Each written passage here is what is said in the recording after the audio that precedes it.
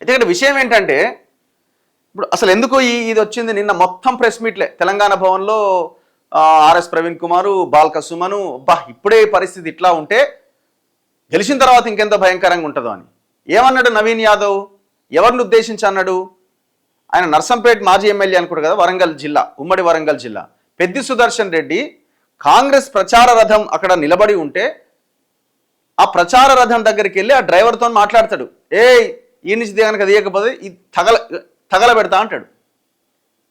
నవీన్ యాదవ్ లోకలు, వాళ్ళ క్యాడర్ మీద వాళ్ళ వాళ్ళ వాళ్ళ కోసం పనిచేసే వాళ్ళ మీద నిన్ను తగలబెడతారా అంటే చేతులు ముడుచుకొని ఆ తగలబెట్టని చేతులు అగ్గిపెట్టి పెడతాడా? ఆయన లీడర్ కాబట్టే, వాళ్ళ పక్షాన నిలబడి ఉన్నాడు కాబట్టే ఖబర్దార్ మీరు ఇక్కడి నుంచి కదలరు అని చెప్పిండు. అవసరమైతే బీఆర్ఎస్ పార్టీలో ఉన్న జూబ్లీహిల్స్ బీఆర్ఎస్ పార్టీలో ఉన్న వాళ్ళందరం కార్యకర్తలందరం కలిసి మా కార్యకర్తలు అందరం కలిసి మిమ్మల్ని ఇక్కడి నుంచి తరుముతాం, మీరు ఇక్కడి నుంచి బయటకు వెళ్ళలేరు అని అన్నాడు. తప్పేముంది అందులో?